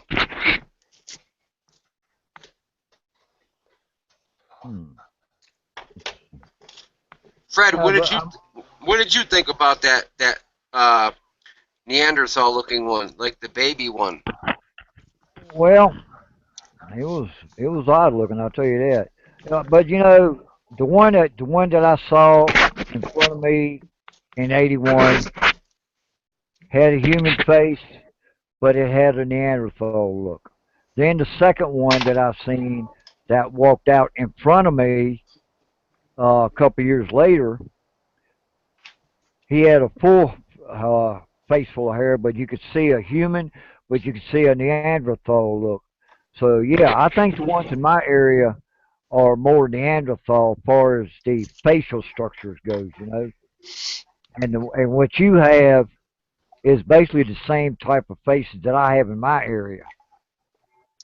See, the funny part is the faces that I seen looked human on the black ones. The black ones looked more human. And I thought I had it all figured out. I thought I only had black ones in the area until recently, where I caught that huge one standing up in its cinnamon color. And now is that one that had that silverish mane coming down his back and his shoulders? The one you caught, that one that walked between 2 trees. That was a dark, almost blackish brown, but its mane, I think, because the sun hit it, to give it that sheen look and everything. Well, I thought I only had black ones, and then I seen that one, and now this little one, it looks like it's a little one that is looking at the camera, or was on all fours heading past it, Uh-huh. and got busted and turned around, and the photo caught it. You could see the hair on it. You could see, like, I'll actually get you the name of the video. Give me a second here. All right.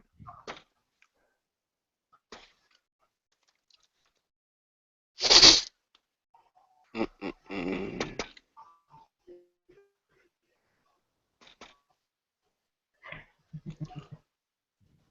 I think it was very compelling, actually. You know what I mean? You gonna share a picture of it? Well, I can't screen share it. I can give you the name of the video. I think Okay. it's Sasquatch Anyone Oh, okay. All right. I got on my I got page. all right. I got a question here. Please explain how they move in the woods so well and read all the signs at the same time. Why would uh, why would why would be the need they will get lost? In other words, why fast as they move through the woods, how would they know what structures or what direction? It's Because they very built simple. them. Exactly. They built them, and they can move through the woods because they've been doing it for so. I mean, when you go in the woods, you'll find old structures, you'll find new structures, you'll find all sorts of them, but they all have different meanings, Like you might find a new break right next to like this way. When I was over at Connie's, when we left her house to go up to the camp area, I was breaking sticks going up the trail to market. What they Right. did was a couple of nights ago, they went up that trail and was breaking sticks next to my sticks. I think they were mocking me. Or 'Cause maybe Yeah. your sticks were laid out in a pattern that they understood. yeah, And because we're they was trying. all they was all they was all pointing uphill. Every Now, one see, of them. what I was doing is I put a where I put my basket to habituate. I built a little 1 foot tree structure, and I took a really long branch and I pointed it toward the basket. And for a while, it was really good. And just recently, they crushed it. They knocked it down. So I rebuilt it, and they knocked it down again. So I didn't rebuild it. Did you do a cross like Scott Carpenter does? No, I'm not going to do that. No, no, no.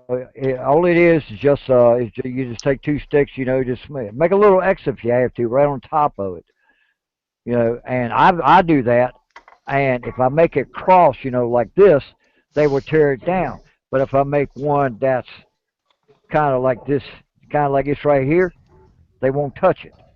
What I haven't figured out yet is in my one video, they built new structures.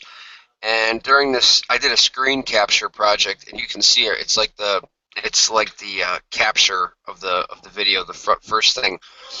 There's like a new X tree structure, like right there, and they had just built it the day before I installed all the cameras, and I didn't understand why they are building all these new X structures. Yeah, Are they yeah. telling other ones that this is an okay area, or is X like to stay out of here? Well, it depends, Now, if you put a tree stand up, like you say, you go to your hunting area and you put a tree stand up, right? Couple Hmm. days later, you will notice you'll have like certain spots. You'll have like three small sucker trees that are together. What they'll do is you say you got three like this, right? Right. They'll take the two outer ones and they will cross them over and make an X right in front of that one in the middle, and they will tie it. And what that is, it's a sign saying danger to the juveniles. Do not come past this point. But yet you will find Paul has them in his area. Paul showed, been showing them to people at conventions. I got one in my area that is 30 foot from base to base and 25 foot high and everything. I think the best place to be is when you're finding structures that are being added to. If you can find structures that are recently being added to, you Yeah, I need to got. camp in that area as much as you can, because you're going to get them on camera, because there's a reason they're coming back to that, and there's a reason they're adding to it. And if we try to But correlate that to regular deer or whatever, or bear or whatever, they're going to come back to it. if you take in this one particular area, if you come back in this area, if you camp right there, it's going to spook them out. Because like that's why I go. That's why I come and go. You know, they know I'm in there because I go right to where they're at.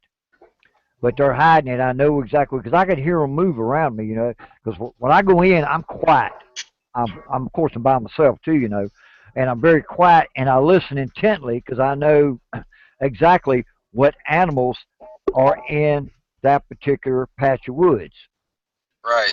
And and eventually you will start hearing the same thing that I'm hearing. For the first couple of weeks, you'll hear deer movement, you'll hear squirrel movement, you know, then all of a sudden you'll start hearing bipedal. Then it'll stop for a week or so. Then you go back in, then you start hearing nothing but bipedal walk. What you listen for is everything will go dead. Then all of a sudden you will hear a tap tap. Very light.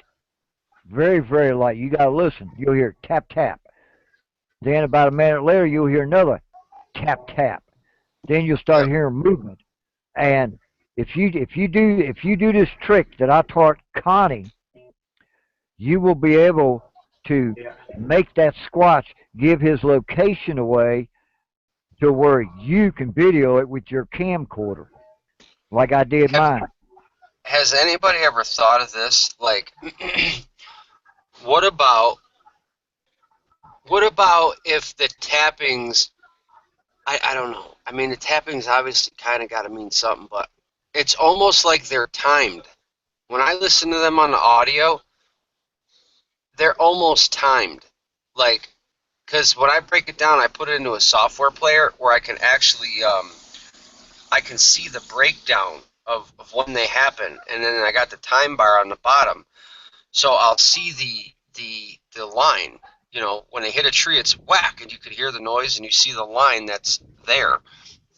And then almost like exactly 1 minute or 5 minutes later, you'll hear it again, and it's almost exactly like they're able to uh, distinctively say how long or how much the time for. It's crazy, and nobody's ever really related that to anything, because why would they? You'd have to say Sasquatch knows how to time things. I mean, but it was something odd that I've been paying attention to. Like, I was actually going to do a screen capture video on it, because when I start catching the knocks, some of them will be erratic all over the place, definitely. Right, But then a right. lot of them are like bang, bang, bang, and then it goes exactly like 1 minute, and then bang, bang, bang. And how did they know that it went exactly 1 minute or 5 minutes? You know, it would be like exactly. So it's really weird. It's something I'm going to pay attention to. Yep. But I've done learn to understand the squatches in my area, you know, by the sounds that they make. You know, people think I'm crazy when I talk about stuff like this, you know. But once you experience it, you know, it's once you experience, you know, it's different. It's something people don't really understand unless they get out there. You started experiencing it when you got your head burned up. That Yeah. right there, and that right there set off a trigger in your head like, hey, this ain't right. Something's not going on right the way I expected it to. And now all of a sudden, you're going into this one particular area, maybe two areas, and you're getting, if say two areas, you're getting timed action in these different areas at different times of the day and night and evening and cloudy day and a hot sunny day and a rainy day. You know, there's different times of the day that you're gonna get certain type of reactions. Mm-hmm. Like today, it was hot, it was muggy, and the juveniles were active. They were in the area where I was at, and they were letting other ones know, hey, here he comes, by listening to that dull sound, plunk, plunk, on the pine trees. I didn't hear no oak trees. They all I heard was pine trees. So I knew they was in the pines, and where that got that footprint at was in the sand, but it come out of the pine thicket. Hmm. Okay, nincompoop and A cup. Y'all pardon me for a minute, folks. Nincompoop, man, you gotta have to straighten your act up a little bit if you don't mind, because we're live on air. You know, if y'all want to argue, go to a message and argue. Don't do it on my show, please. Thank you.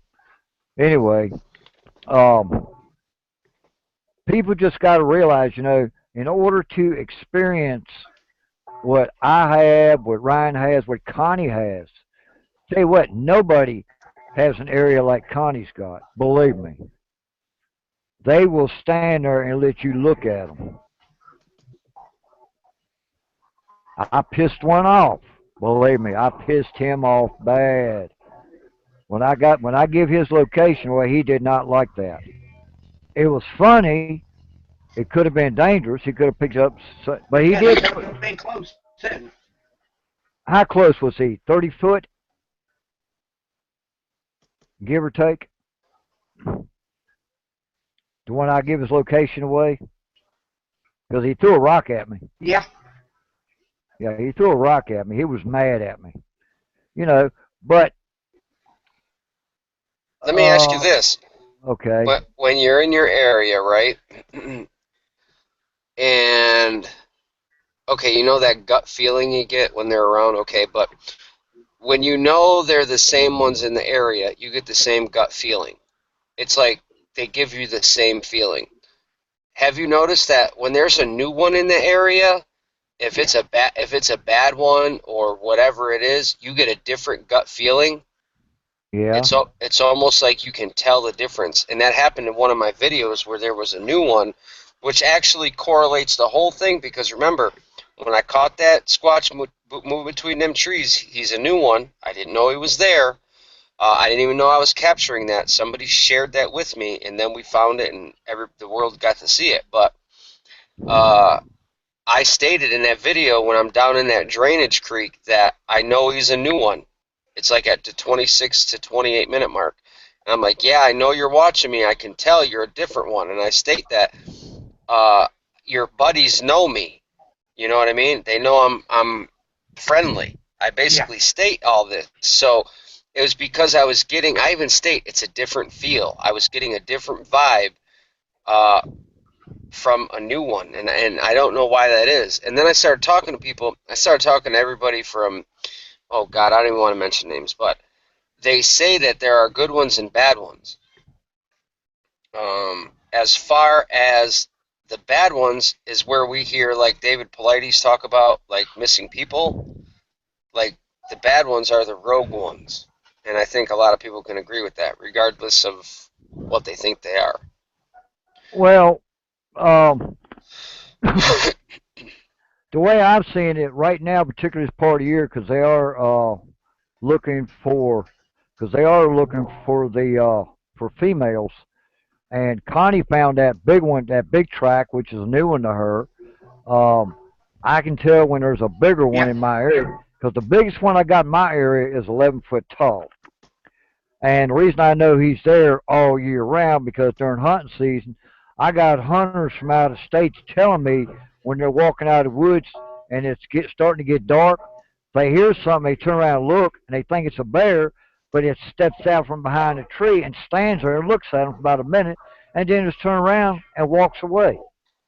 Right. I hear that every single year, you know. And then I decided, well, last year, last fall, I went up in there and I was squirrel hunting, and I went on this ridge, and I'm sitting there, and all of a sudden, two rocks come flying back at me. And I pick up the rocks, and I go, "Hey, okay," and I threw them back at him and said, "You dropped these." Didn't hear nothing. Got up, started going down the hill, and I said, "Well, I'm gonna find something out." I took off like a bat out of hell, ran down that ridge, and when I got down to the bottom, I stopped and I took my gun and pointed it up at that ridge where he was at. And I'm not blind and I'm not crazy, but what I saw squatted down was big as a freaking Volkswagen bus. That was Henry. I ran into him twice already. And he does not like me. He is a grumpy old Squatch. He's grumpy, yeah, I mean, he's grumpy. And as far as Vestalian Cotus, I hate to tell you, but that is the back. He's sitting with his back right up against the tree. It's not his front. We had Candy Canada from Canada stabilize that. Well, yeah, there was a newborn, but it was holding it. It was holding it. And that's what you see over on the right side of it, sitting there. And people ask, why didn't you go after it? You do not approach it, because she was a mother, and I knew she was a mother because I seen the baby. But I never said anything about a baby, and I never said if it was a female or not. And when Candy Canada straightened that video out, Oops, sorry. and when she stabilized that video out, you could clearly see that it was sitting with its back to me. When a Squatch gets busted in that position, they're going to sit there like a knot on a log. If you're walking through the woods and you get a whiff of one and you stop and look at that direction, you might see what looks like a burnt piece of stump out further in the woods, but your brain don't comprehend it because, wait a minute, there's no burnt wood in here. Why is there a burnt piece of wood? Then you look back over and it's gone. They are the master of camouflage in plain sight. Ryan, am I right or not? I guess so. Connie. Yeah. I forgot I was muted. Yeah, you're right. What they do is, if they're sitting still, we did a test in the woods. Go do a test yourselves. Take 3 or 4 guys out with you. Go let them hide. Tell them go 200-300 yards and go hide in the woods.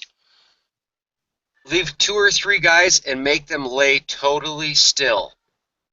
Totally still. Give them like 10-15 minutes. You'll walk right by them. Literally right by them. They can lay, hide behind bushes, trees, whatever. You'll walk right by them. Have that last guy or whatever, one guy, have him move. Have him move his arms or his head or whatever. You will find him. That's what you'll find. What it is your eye works on movement. How many times you walk right by a deer and then after its ear twitches, that's when you see it. It's because your eye is trained to work on movement. So if they're not moving, you're not seeing them. It's just like I try to tell people, your brain is on sensory overload. The minute you hit the woods, we've been dumbed down because we live in society. We used to live in the woods, Neanderthals, all that, lived in the woods. That's how it was. Yeah. But we've been desensitized. So if you think about that, being desensitized, what happens? We go in the woods, oh my God, there's birds and trees and colors and rivers and brooks and animals, and your brain does not know what to do. So not only are you trying to focus on where you're walking and what you're doing and everything you're taking in, good luck trying to find a Sasquatch. Good luck, because they'll just sit there and you'll walk right by them. It's when they move is when you see them.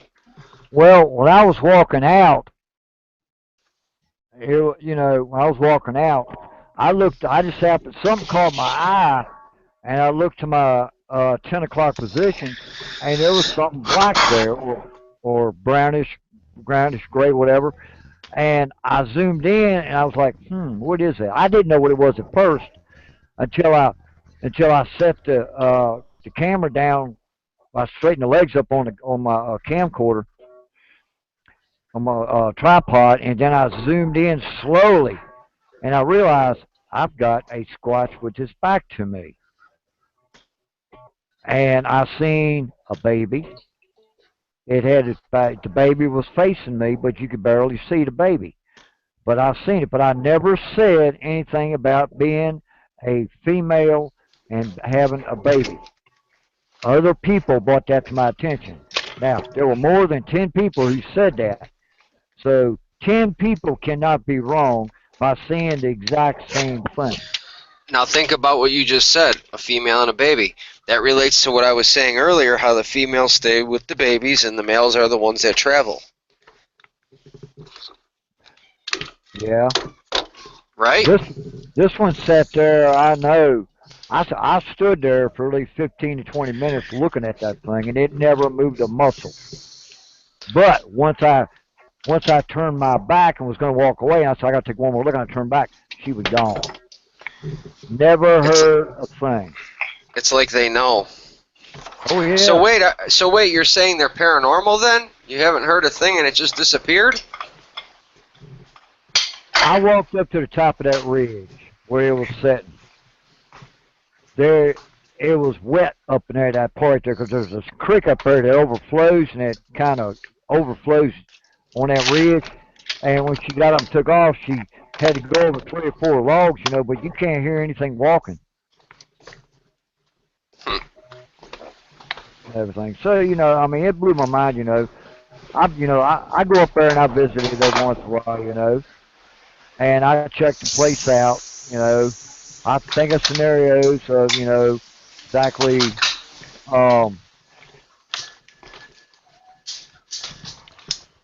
well, Cody says, I spent hours examining that video one frame at a time. I know what I'm seeing.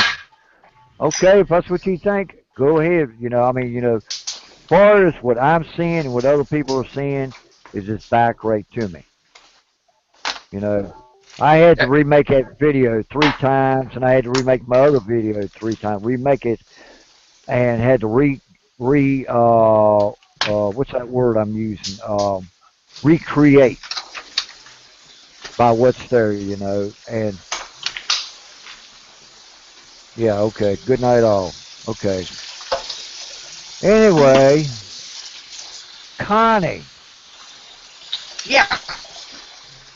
In your area, how many have you caught in the open and not moving a muscle?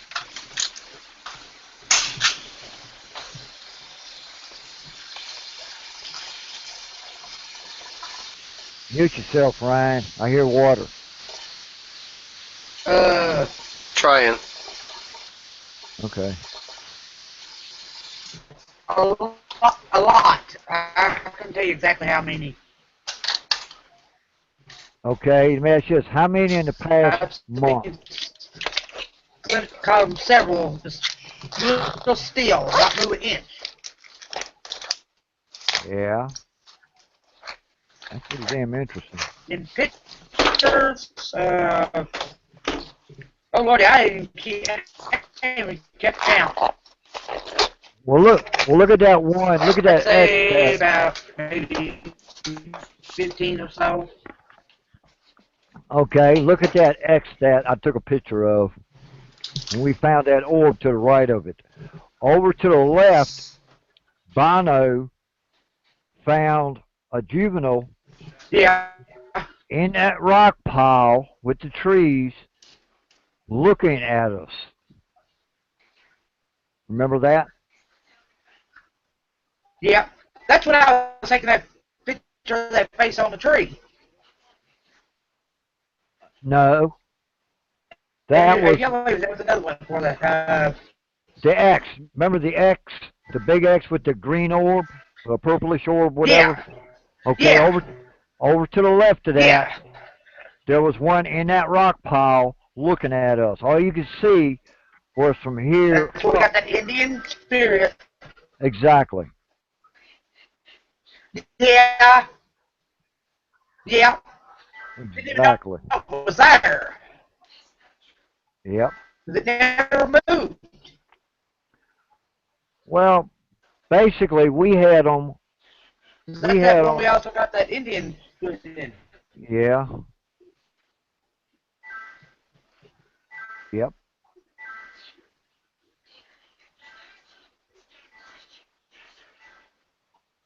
Basically, we had them around us the whole time we was out there. Yeah, that was the fun part. But I enjoyed that, you know. I mean, it was fun, and we had a lot. I mean, folks, I tell you what, I've had squatches around me for years and years, but I've never had them where they just, and evening times where it's just about dark, they come out and stand out in the freaking open and let you look at them. Yeah. I have never been to a place that was like that. And Thing these is, are, I've had other people here, and you're the first person they've ever showed themselves to, besides me. I wonder why. I wonder why. I wonder why. No telling. Yeah. Well, you know, I got zapped the first 15 minutes that I was there, and she said, leave him alone, stop burning his head, and they did. They listened. That blew my cookie. And they followed us everywhere. I never said much to Connie about it, but I knew exactly where at least two of them were at all times while we was out in the woods trekking looking for signs and stuff. I knew exactly where they was at the whole time, but I never said one word about it. That was actually when we was out. Actually, there was more than two of us following. Really? I counted two. Yeah. There was about four of them. Were they on each side, but two on one side and two on the other side? Yep. Huh? Hmm. I know them four. They always follow. Oh yeah, cool. And that little one, the guy on his hands and knees. Sometimes there's five of them that follow me around. Yeah, that's cool. Describe the Yep. eyes. Describe the eyes of that one that looked in the tent. I heard you was talking. I heard, plus I heard two more. I didn't know if you Oh, heard all four of them or not. I knew you heard two of them. yeah, I heard two of them. I didn't hear the other two. But You didn't think I knew, did you? nah.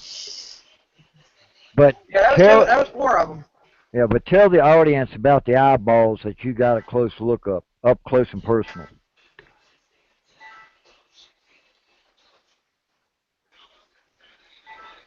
The green eyeballs. Uh, the first night we camped out, got down there. That first, I had to look out the tent, and it was because my tent was right next to a tree, a big tree.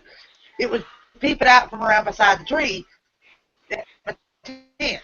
It was just a few feet from the opening. Then the second night, it did the same thing again. But the third night was the fun part. I'd left the tent open, was letting the cool air in. While I slept, I woke up. Something woke me up. When I woke up, set up, I started to stick my head out the door. When I did, that's when I saw that silhouette of it and the green glowing eyes staring back at me. So I just laid back down, zipped the tent up, and went back to sleep. I didn't bother waking nobody up. All I wanted to do was just go back to sleep. And after I zipped the tent up, I could hear it leaving. But it had the prettiest green, glowing eyes I ever seen. Did we get It's the any? first Really? green one I've ever seen. I Yeah. think the you know I I've seen think it in the whitish yellow glow plus the red glow. you know I think the color of the eyes, um, like the one I spooked, the one I pissed off, his eyes was yellow. You seen red eyes behind me. I could not see Yep. the eyes. I could not see Yep. the eyes That of was the the. next night after you spooked it. Well, Yeah, after you now, made it bad. yeah, now the ones up on the hill that was to the left and right of me, I never seen their eyes. I was hoping to, but I didn't. And everything. But all in all, folks, we had a good show, and it is extremely hot and everything. So We got 5 minutes left, so Ryan, Ryan, Fred, what do you want? Yeah, Fred's I'm, I- I'm actually about to hop off myself right now. Yeah, we had a good show. I don't really have nothing left to say, so I'll let you Okay. guys close this out, and I'm gonna head out right now, brother.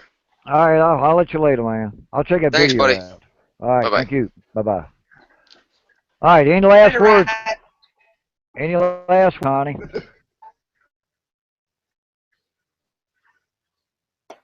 Oh, everybody just keep on squatching. Be careful when you go out squatching.